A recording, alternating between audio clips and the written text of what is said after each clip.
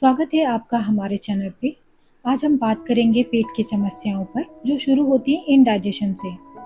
अगर हमारा डाइजेशन ठीक नहीं है तो gas, bloating, constipation, indigestion, skin की प्रॉब्लम, सीने में जलन, यहाँ तक कि पैनक्रियाटिक कैंसर का भी सामना करना पड़ता है।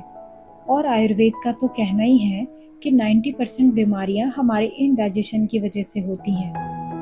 इस वीडियो में हम जानेंगे कि कौन कौन सी आदतें हैं जिन पर हमें ध्यान देकर इस प्रॉब्लम से हमेशा के लिए छुटकारा पा सकते हैं।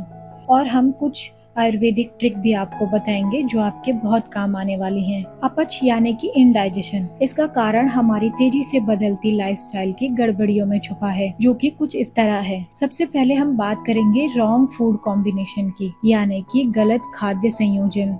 क्या आप भी खाना खाने के साथ साथ सलाद या खाना खाने से पहले सलाद खाते हैं? तो इसे फौरन बंद कर दीजिए, क्योंकि आयुर्वेद कहता है कि कच्चा और पक्का खाना एक साथ नहीं खाना चाहिए। कच्चा खाना डाइजेस्ट होने में ज्यादा समय लगता है और वहीं पका हुआ खाना कम। ऐसे में गलत खाद्य संयोजन हमारे शरीर के लिए फायदा कम, नुकसान ज्यादा पहुंचाता है और कई टॉक्सिन भी पैदा करता है, जिसे अमा कहते हैं। क्या आप भी खाना खाने के बाद नहाते हैं, जैसे सुबह नाश्ता करने के बाद या ऑफिस से आने पर डिनर करने के बाद? ऐसा बिल्कुल ना करें। खाना खाने के बाद हमारे पेट में जठराग्नि यानी कि डाइजेस्टिव फायर के कारण बॉडी टेम्परेचर बढ़ने लगता है। ऐसे में अगर हम नहा लें तो तुरंत बॉडी का तापमान नीचे गिर जाता है और डाइजेस्टिव प्रोसेस स्लो होने लगता है और खाना ठीक से नहीं पच पाता। इसलिए हमें खाने से 30 मिनट पहले या खाने के 40 मिनट बाद ही नहाना चाहिए। ईटिंग टू फास्ट, खाना जल्दी जल्दी ना खाएं। हमें खाने को आराम से बैठकर धीरे धीरे खाना चबाना चाहिए, क्योंकि खाने का डाइजेशन मुंह से शुरू हो जाता है। और आप अगर भोजन को मुंह में छोटे छोटे टुकड़ों में तोड़ देंगे तो हमारे पेट को कम काम करना पड़ेगा। और आयुर्वेद के अनुसार हमें खाना अपना 32 बार चबाना चाहिए। और वैसे भी जो काम दांतों का है वो आंतों से क्यों करवाएं? ड्रिंकिंग वाटर बिटवीन मील्स, कई लोग खाने के साथ साथ या खाने के बाद ठंडा पानी पी लेते हैं। खाने के साथ साथ या तुरंत बाद पानी ना पिएं। कुछ लोगों की आदत होती है कि वह खाने के साथ या खाने के बाद ठंडा पानी पीते हैं, जो हमारी जठराग्नि को बुझा देता है। यही अगर हम साइंस की भाषा में कहें, हमारा खाना पचाने के लिए पेट में जो एसिड बनते हैं वह पानी से डाइल्यूट हो जाते हैं और फिर खाना पचता नहीं है, सड़ता है। जब भी हम खाना खाएं तो हमेशा ध्यान रखें कि पेट भर कर ना खाएं। ऐसे में पाचन के लिए पेट में खाने को मथा जाता है, उसके लिए जगह नहीं बचती है। और ये ठीक बिल्कुल ऐसा ही है जैसे कपड़े धोने वाली मशीन में ठूस ठूस कर कपड़े भर दिए जाएं, तो ना तो मशीन घूमेगी और ना ही कपड़े धुल पाएंगे। तो ध्यान रखें कि 70 से 80% ही पेट को भरें।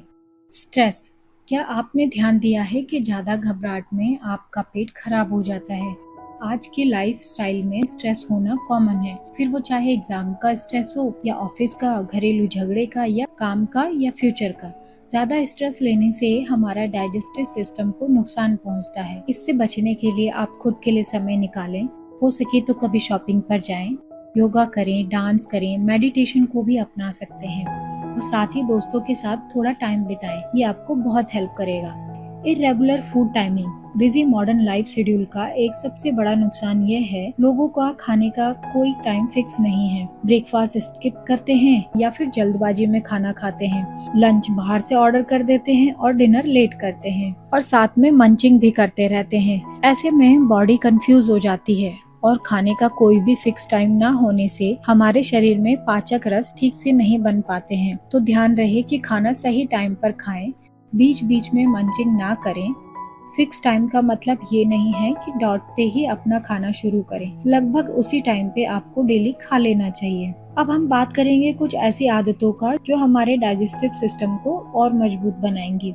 आटे को मल्टीग्रेन आटा बनाएं, यानी कि उसमें बेसन, बाजरा, रागी आदि का आटा मिलाएं। इससे आपको फाइबर भी ज्यादा मिलेगा। फाइबर हमें फ्रूट से भी मिल सकता है, लेकिन उसे जूस के तौर पे ना पिएं, उसे पूरा खाएं। फाइबर हमारे पेट की सफाई के लिए बहुत जरूरी है। इससे हमारा पेट साफ भी रहता है और कॉन्स्टिपेशन भी नहीं होता है। प्रोबायोटिक लें। प्रोबायोटिक यानी कि गुड बैक्टीरिया, जो आपके शरीर में मौजूद हार्मफुल गट बैक्टीरिया को मार देते हैं और हमारे डाइजेस्टिव सिस्टम को और मजबूत बनाते हैं। इसके लिए आप दही खाएं। दही सबसे नेचुरल और सेफ है। टेस्ट के लिए आप इसमें गुड़ या शक्कर मिला सकते हैं। गुड फैट यानी कि घी, गाय का हो तो और बेहतर है। एक अच्छे डाइजेशन के लिए शरीर में फैट होना जरूरी है, क्योंकि हमारे शरीर में कुछ ऐसे विटामिन हैं जैसे कि विटामिन ए, डी, के को ऑब्जर्व करने के लिए फैट की आवश्यकता होती है। ऐसे में आप बाजार का बटर, रिफाइंड ऑयल बिल्कुल भी ना खाएं, जो कि एक बैड फैट की कैटेगरी में आता है और मोटापे का कारण बनता है। पानी की मात्रा को बढ़ाएं। आप डेली रूटीन में अपने पानी के इनटेक को बढ़ाएं। ठंडे पानी की जगह नॉर्मल या गुनगुना पानी पिएं। आप लस्सी, छाछ, नारियल पानी भी ले सकते हैं। गहरी नींद लें। दिन भर में आपका शरीर दैनिक क्रियाओं में व्यस्त रहता है, लेकिन रात में आपके सो जाने के बाद वह हीलिंग का काम करता है। आपने भी महसूस किया होगा, जब आप एक अच्छी नींद लेते हैं तो सुबह अच्छा फील करते हैं और फ्रेश भी जल्दी हो जाते हैं। इसलिए रोज 6 से लेकर 8 घंटे की नींद जरूर लें। अब कुछ आयुर्वेदिक टेक्निक। अगर आप पहले से ही डाइजेशन की प्रॉब्लम से परेशान हैं, तो आप खाने से पहले काला नमक और अदरक का एक छोटा टुकड़ा ले सकते हैं, जो आपकी पाचन की शक्ति को बढ़ाएगा। और खाने के बाद सौंफ खाने से भी पाचन क्रिया में तेजी आती है। ये टेक्निक इंस्टेंट रिलीफ के लिए है, लेकिन असली चेंज आपकी आदतों में बदलाव से होगा। और यकीन मानिए, इंडाइजेशन से होने वाली कोई भी बीमारी आपको कभी भी तंग नहीं करेगी। आज के लिए इतना ही। आप हमेशा स्वस्थ रहें और हमें लाइक और सब्सक्राइब करते रहें।